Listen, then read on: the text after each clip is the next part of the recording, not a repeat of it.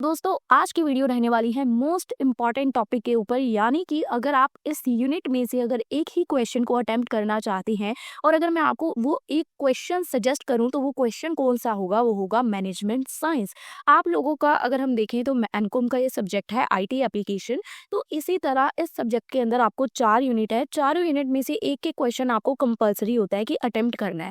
तो first unit में से ये वो क्वेश्चन होगा जो, क्योंकि ये क्वेश्चन ऐसा है जो पिछले 4 सालों से रिपीट हो रहा है। अगर मैं बोलूँ 2024, 2023, 2022 और अगर आने वाले सालों की बात करें तो जैसे जैसे अगर ये क्वेश्चन आगे रिपीट होगा तो मैं इसको आगे थंबनेल पे अपडेट करती जाऊंगी कि ये क्वेश्चन कितने सालों से आपके लिए रिपीट आ रहा है। चलिए क्वेश्चन की तरफ बढ़ते हैं। सबसे पहले देखते हैं क्वेश्चन है क्या। डिस्क्राइब सम एप्लीकेशन एरियाज, जिसमें जो मैनेजमेंट साइंस है हम लोग उसका यूज करते हैं। इसको हम मैनेजमेंट साइंस को कैसे अप्लाई करते हैं, मैनेजमेंट साइंस के क्या बेनिफिट होंगे, क्या लिमिटेशन होंगी, क्या क्वांटिटेटिव अप्रोच है मैनेजमेंट साइंस की, और इसके कुछ हमें स्कोप वगैरह डिस्कस करने हैं। तो गाइज ये क्वेश्चन कंबाइन किया हुआ है मैंने, मतलब पिछले 3 सालों में मैनेजमेंट साइंस के रिलेटेड टॉपिक पूछा गया था, उसके रिलेटेड कभी उन्होंने एडवांटेज पूछे, कभी लिमिटेशन, कभी स्कोप, कभी उसकी क्वांटिटेटिव अप्रोच, हर बार कुछ ना कुछ अलग पूछा, पर टॉपिक एक ही है which is a management science. तो आज की वीडियो में मैनेजमेंट साइंस को खत्म कर देंगे, यानी कि इस वीडियो के अंदर मैं आपका मैनेजमेंट साइंस के रिलेटेड कंसेप्ट कंप्लीट कर दूंगी कि मैनेजमेंट साइंस के क्या क्या इंपॉर्टेंट टॉपिक्स है। चलिए वीडियो को स्टार्ट करते हैं। सबसे पहले मैनेजमेंट साइंस का मीनिंग क्या होता है। मैनेजमेंट साइंस सिंपली मतलब क्या होता है कि सॉल्व करना बिजनेस की प्रॉब्लम्स को इन अ साइंटिफिक और अ लॉजिकल वे, कि आप बिजनेस की प्रॉब्लम्स को सॉल्व कर रहे हो, जैसे कि आप कोई साइंटिफिक मेथड का यूज कर रहे हो या कोई लॉजिक लगा के उस प्रॉब्लम को सॉल्व करने की कोशिश कर रहे हो, that is a management science. कि आप मैनेज करने के लिए साइंस का यूज कर रहे हो। इंस्टेड ऑफ आप यहाँ पे कोई तुक्के नहीं लगाते हो, किसी तरह का कोई गेस वर्क यूज नहीं करते हो। आप एक्सपीरियंस देखते हो, आप फैक्ट देखते हो कि क्या डाटा डाटा क्या बोल रहा है, क्या मैथमेटिक्स, स्टैटिक्स, एनालिसिस क्या बयां कर रहे हैं, आप उनको देखते हो। ठीक है, आप प्रॉब्लम्स का सल्यूशन उनके based on the data, fact, static analysis के बेस पे निकालते हो। कोई तुक्का नहीं लगाते हो कि मुझे ये लग रहा है या ये हो सकता है, नहीं। ठीक है, आप गेस वर्क नहीं करते हो यहाँ पे, प्रॉपर आप एक कह सकते हो लॉजिकल या साइंटिफिक वे से उस प्रॉब्लम का सॉल्यूशन बताते हो, that is a management science. I hope आपको इसका बेसिक सा मतलब क्लियर है, कुछ ज़्यादा मैंने चूं चढ़ा करके नहीं आपको समझाया, बिल्कुल बेसिक है। अब बात करती है सिंपल वर्ड्स में मैनेजमेंट साइंस को क्या कहते हैं। मैनेजमेंट साइंस क्या करती है, ये मैनेजर्स की मदद करती है कि that they can take the best possible decision, कि वो अपने करियर का बेस्ट पॉसिबल डिसीजन ले पाए बाय यूजिंग सम डाटा या यूजिंग सम साइंटिफिक मेथड। ठीक है, मैनेजमेंट साइंस मैनेजर्स की मदद करती है किसी भी तरह की प्रॉब्लम को सॉल्व करने के लिए बाय यूजिंग सम डाटा या सम फैक्ट्स या सम लॉजिक्स, कि उसका ये लॉजिक है, कोई भी गेस वर्क पे आपको डिपेंड नहीं करने देती वो। ठीक है, इसी मैनेजमेंट साइंस को हम लोग ऑपरेशन रिसर्च भी बोलते हैं और क्वांटिटेटिव डिसीजन मेकिंग भी बोलते हैं। ठीक है, अब क्यों मैनेजमेंट साइंस इंपॉर्टेंट है, why management science is important. Every business face problem, her business कुछ ना कुछ प्रॉब्लम्स को फेस करती है, और जब वो प्रॉब्लम्स फेस करती है वही मैनेजमेंट साइंस इंपॉर्टेंट हो जाता है। बिजनेस में कोई भी प्रॉब्लम आएगी, मैनेजमेंट साइंस क्या करता है, प्रॉब्लम्स का सोल्यूशन फाइंड आउट करता है। तो मैनेजमेंट साइंस तभी इंपॉर्टेंट होगी जब कोई प्रॉब्लम होगी। तो हर बिजनेस में कुछ ना कुछ प्रॉब्लम्स होती हैं, जैसे किसी के पास रिसोर्सेज कम होते हैं, किसी की ऑपरेशन की कॉस्ट बहुत ज़्यादा आ रही होती है, कोई मार्केट में कंपटीशन होता है, compete नहीं कर पाता है, कोई जो कस्टमर की फास्ट चेंजेस, डिमांड चेंज हो रही है, मतलब आज कस्टमर कुछ मांग रहा है तो कल कस्टमर की डिमांड ही टोटली चेंज हो गई है, उससे बहुत परेशान है। या कम्प्लेक्स डिसीजन मेकिंग है, यानी कि बहुत मुश्किल डिसीजन लेने के लिए उनको किसी की मदद चाहिए, तो in that case management science बहुत इंपॉर्टेंट हो जाती है। So why management science is important, ताकि वो बिजनेस की प्रॉब्लम्स को सॉल्व कर पाए। बिजनेस में हर दिन कोई ना कोई प्रॉब्लम आती रहती है, सो मैनेजमेंट साइंस यहाँ पे हेल्प करती है उन प्रॉब्लम्स को सॉल्व करने के लिए with proper analysis and planning. Proper planning और एनालिसिस के साथ आप उन प्रॉब्लम्स को सॉल्व करते हो। अब मैनेजमेंट साइंस के मेन फीचर्स क्या हैं, what are the main features of management science. सबसे पहला फीचर है साइंटिफिक मेथड। सबसे पहला फीचर है scientific method. Management science scientific methods का यूज करती है step by step logical process के थ्रू। साइंटिफिक मेथड्स होते हैं जिनका ये यूज़ करके किसी भी प्रॉब्लम को सॉल्व करने की कोशिश करती है। सेकंड, वो क्या किस तरीके से प्रॉब्लम सॉल्व करती है, फैक्ट के बेस पे, ठीक है, रियल डाटा का यूज़ करके उसके फैक्ट को एनालाइज करके देखती है कि इसका क्या सोल्यूशन निकल सकता है। थर्ड, वो मैथमेटिक्स और स्टैटिक्स का यूज़ करती है मैनेजमेंट साइंस। फोर्थ, वो ऑप्टिमाइजेशन में हमें मदद करती है, यानी कि हमारे प्रॉफिट्स को ज़्यादा से ज़्यादा मैक्सिमाइज करके हमारी ऑपरेटिंग कॉस्ट को मिनिमम करने में हमारी मदद करती है। मैनेजमेंट साइंस मॉडल्स का यूज़ करती है एंड कंप्यूटर सॉफ्टवेयर्स का यूज़ करती है, use of models and computer science, और ये हमारी डिसीजन मेकिंग को कहीं ना कहीं इम्प्रूव करती है कि हम मुश्किल से मुश्किल सिचुएशन में ईजिली कोई भी डिसीजन ले पाएँ। किसी भी तरह का अगर डिसीजन लेना है तो उसमें हमें मैनेजमेंट साइंस बहुत ज़्यादा मदद करेगी on the basis of scientific and logical वे। यह हमें समझाएगी कि कैसे हर सिचुएशन को हमें हैंडल करना है, ठीक है। That is the main features of management science.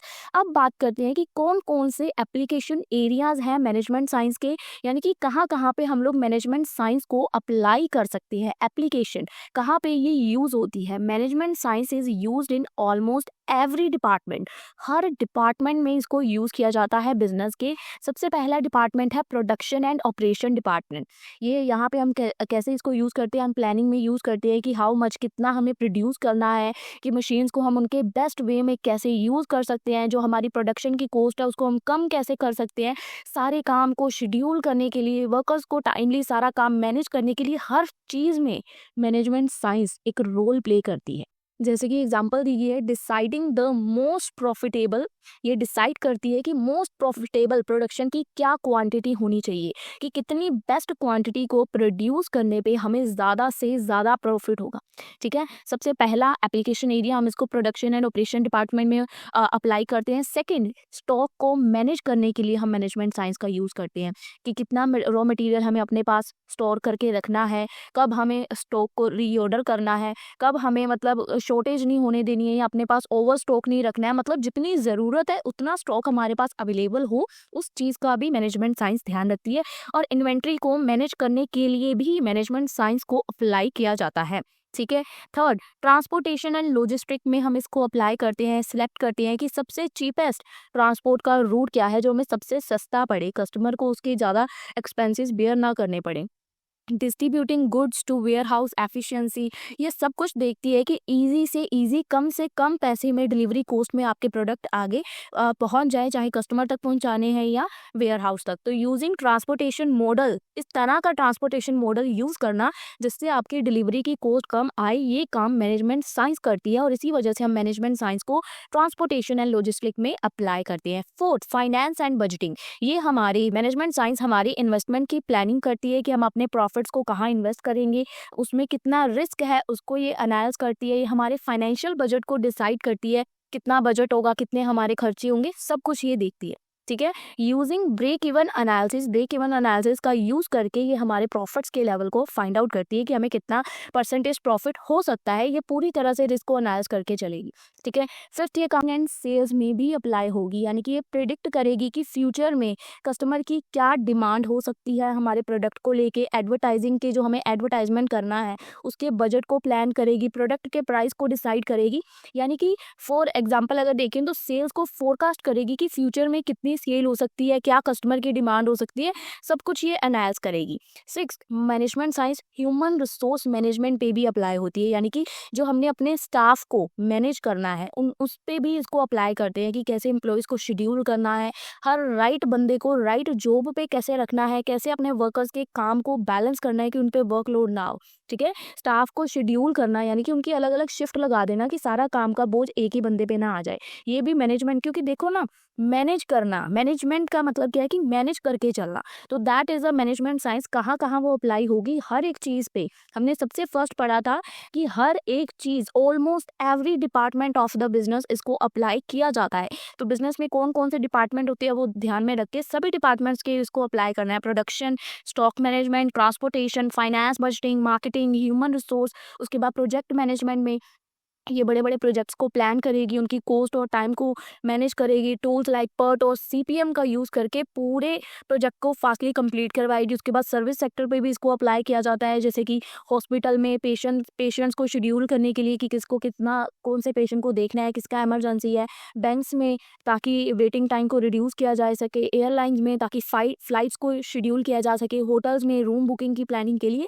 तो हर बिजनेस सेक्टर में या हर बिजनेस डिपार्टमेंट में इसको यूज़ किया जाता है। अब मैनेजमेंट साइंस अप्लाई तो हर जगह होती है, पर इसको अप्लाई किया कैसे जाता है? How management science is apply, क्या इसका प्रोसेस है? ठीक है, मैनेजमेंट साइंस वेरी सिंपल जो एक इसका प्रोसेस है उसको फॉलो करती है। सबसे पहला काम क्या करती है? प्रॉब्लम को आइडेंटिफाई करती है कि किस डिपार्टमेंट में प्रॉब्लम है। ठीक है, आइडेंटिफाई द प्रॉब्लम, जैसे कि प्रोडक्शन की कॉस्ट ज़्यादा है तो प्रोडक्शन डिपार्टमेंट में प्रॉब्लम है। सेल्स कम है तो सेल्स वाले में जाएगी, या स्टॉक बहुत ज़्यादा है तो इन्वेंट्री मैनेज करने की ज़रूरत है। सबसे पहला काम आप प्रॉब्लम को आइडेंटिफाई करोगे। सेकंड, उस प्रॉब्लम के रिलेटेड आप डाटा को कलेक्ट करोगे। कॉस्ट की डिटेल, एम्प्लॉय की परफॉर्मेंस या कस्टमर की डिमांड क्या है, जिस भी रिलेटेड प्रॉब्लम है। आप कोई भी एक प्रॉब्लम यहाँ पे अज्यूम करके इसके ऊपर पूरा इसका प्रोसेस लिख सकते हो। जैसे कि फर्स्ट आइडेंटिफाई द प्रॉब्लम में ही आपने प्रॉब्लम क्रिएट कर दी। ठीक है, जहाँ पे आपको वो प्रॉब्लम फाइंड आउट हुई, उसी के बेस पे आप बाकी प्रोसेस के स्टेप लिख सकते हो। उसके बाद आप डाटा कलेक्ट करोगे। देन आप एक मैथमेटिकल मॉडल डेवलप करोगे जो कि रिप्रेजेंट करेगा कि क्या आपकी रियल प्रॉब्लम है। उसके बाद आप क्वांटिटेटिव टेक्निक्स को अप्लाई करोगे, लाइक लीनियर प्रोग्रामिंग या प्रोबेबिलिटी या सिमुलेशन, जिसकी भी ज़रूरत होगी उस मेथड को आप अप्लाई करोगे। देन आप बेस्ट सोल्यूशन फाइंड आउट करोगे, बेस्ट मोस्ट प्रॉफिटेबल और मोस्ट कॉस्ट सेविंग सोल्यूशन आप फाइंड आउट करोगे। उसके बाद उस सोल्यूशन को इम्प्लीमेंट कर दोगे एक्चुअल वर्क के ऊपर, और उसके बाद आप उसको रिव्यू करते रहोगे और अकॉर्डिंग टू द टाइम जो उसमें इम्प्रूवमेंट की ज़रूरत है आप वो करते रहोगे। रेगुलरली बेसिस पे उसको चेक करोगे कि कहीं जो आपने सोचा है उसके हिसाब से हो रहा है कि नहीं हो रहा। ठीक है, तो ये बिल्कुल बेसिक साइज का प्रोसेस है। आप कुछ भी यहाँ पे फर्स्ट पॉइंट से ही अज्यूम करके उसके बेसिस पे बाकी का सारा प्रोसेस यहाँ पे लिख सकते हो। यहाँ मैंने एक एक लाइन का ही लिखा है, बट आप लोग इसको जितना चाहे इलेबोरेट कर सकते हैं। मेन आपको मतलब क्लियर होना चाहिए। मैनेजमेंट साइंस क्या करती है? किसी भी तरह की बिजनेस की प्रॉब्लम को सॉल्व करती है। ये आपको बात दिमाग में रखनी है। ठीक है, अब इसके बेनिफिट्स क्या हैं या एडवांटेजेस बोल सकते हो।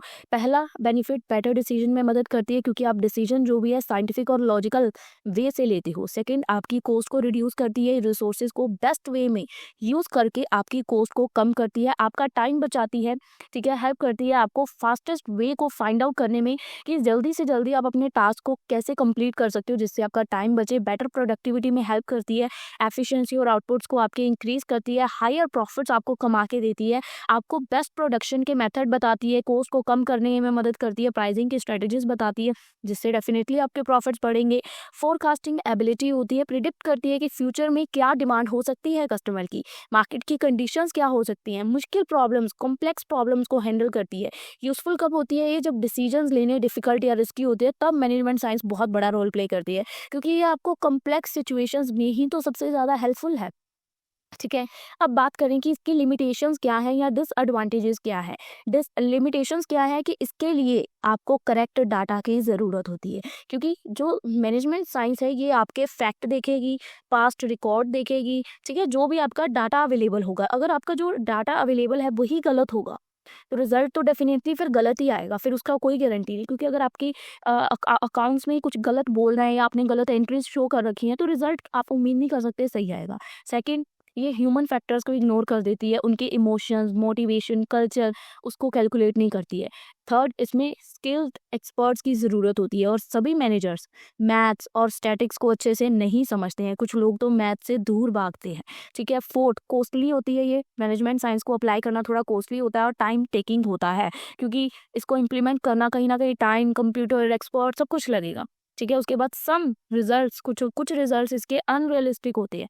Assumption some time do not match real life, पर इसके रिजल्ट्स भी, क्योंकि कई बार होता है जो आपका डाटा इनकरेक्ट होता है उसकी वजह से ये भी गड़बड़ कर देती है। और resistance to change, employees scientific decision making को एक्सेप्ट नहीं करते हैं। एम्प्लॉयज में not accept scientific decision making. ठीक है, रेजिस्ट कर देते हैं, मना कर देते हैं कि हम इस चीज़ को एक्सेप्ट नहीं करेंगे। अब इसकी क्वांटिटेटिव अप्रोच क्या है मैनेजमेंट साइंस थ्योरी की? क्वांटिटेटिव अप्रोच का मतलब क्या है? क्वांटिटेटिव अप्रोच का मतलब है taking decision using the numbers, measurable data और मैथमेटिकल एनालिसिस। तो वही तो हम मैनेजमेंट साइंस में करते हैं। मैनेजमेंट साइंस में क्या करते हैं? हम प्रॉब्लम का सोल्यूशन निकालते हैं बाय यूजिंग द अपने डाटा को यूज़ करके या फैक्ट्स को देख के, तो उसी तरह क्वांटिटेटिव अप्रोच भी यही है, इसी का एक हिस्सा है, जिसकी मदद से हम डिसीजंस लेते हैं बाय यूजिंग द नंबर्स या डाटा को मेजर करके या मैथमेटिकली उस डाटा को एनालाइज करके। ये क्वांटिटेटिव अप्रोच किसमें बिलीव करती है कि जो बिजनेस की प्रॉब्लम्स है can be solve best when they are measure and analysis.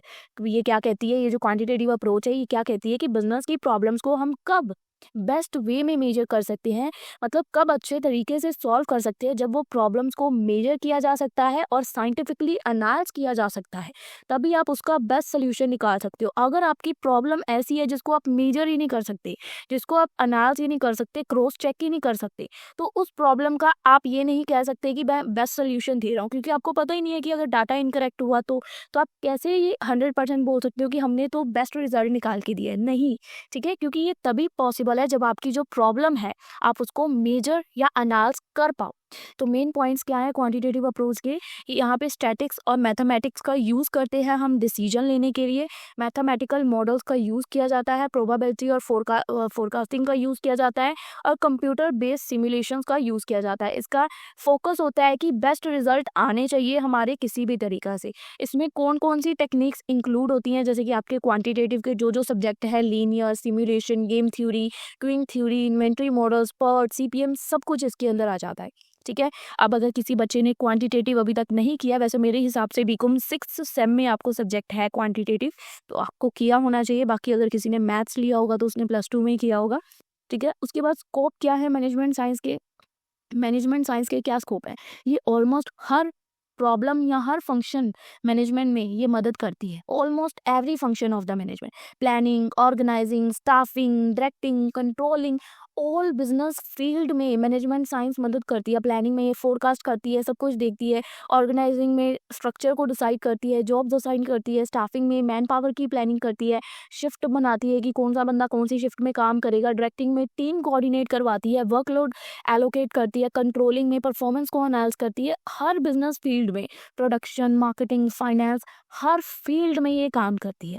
ठीक है, उसके बाद गवर्नमेंट एंड सिक्योरिटी, जैसे कि इसका यूज़ किया जाता है in traffic control, telecommunication, hospital management, हर जगह मैनेजमेंट साइंस अच्छे से वर्क करती है। तो इसी के बाद लास्ट में क्वेश्चन का कंक्लूजन आ जाता है, मैनेजमेंट साइंस एक बेस्ट एसेंशियल टूल है। अगर मॉडर्न बिजनेसेस के पॉइंट ऑफ व्यू से देखें तो आप इसकी हेल्प से क्विक, एक्यूरेट और साइंटिफिक डिसीजन ले सकते हैं। बट रिमेंबर रहे कि ये बेस्ड ऑन डाटा होता है, और ये अगर आपकी प्रॉब्लम मेजरेबल है तभी ये हेल्पफुल है, तभी ये बेस्ट सोल्यूशन प्रोवाइड कर सकती है। ये आपकी प्रोडक्टिविटी को इम्प्रूव करेगी, कॉस्ट को रिड्यूस करेगी, टाइम को सेव करेगी, प्रॉफिट्स को इंक्रीज करेगी। ठीक है, तो बट इसके लिए although it needs correct data, expert knowledge, time and cost, और ओवरऑल ये बेनिफिट ही होती है। ठीक है, तो गाइस इसी के साथ हमारा ये क्वेश्चन कंप्लीट हो जाएगा। अगेन मैं वही बात कह रही हूँ कि मैनेजमेंट साइंस का जो ये क्वेश्चन है, अगर अगले साल, जैसे कि अभी 2025 में मैंने ये वीडियो बनाई है, तो अभी इसका पेपर होना है, आई थिंक थोड़े दिनों बाद इसका एग्जाम है। तो जैसे ही इसका एग्जाम हो जाएगा 2025 का, अगर ये 2025 के पेपर में भी क्वेश्चन आता है तो मैं बाहर थंबनेल अपडेट कर दूंगी कि 2025 4 3 ऐसे ये क्वेश्चन रिपीट हुआ है।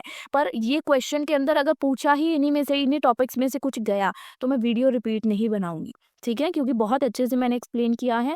तो इसी के अंदर अगर आप ये ना बोलो कि वीडियो के अंदर तो लिखा है 2024 23 22, भाई अगले सालों में अगर पेपर में ये क्वेश्चन आएगा तो वीडियो तो हम यही चलाएंगे ना, टॉपिक नहीं चेंज हो जाएगा। तो कृपया करके ये चीज़ बात ध्यान में रखिएगा।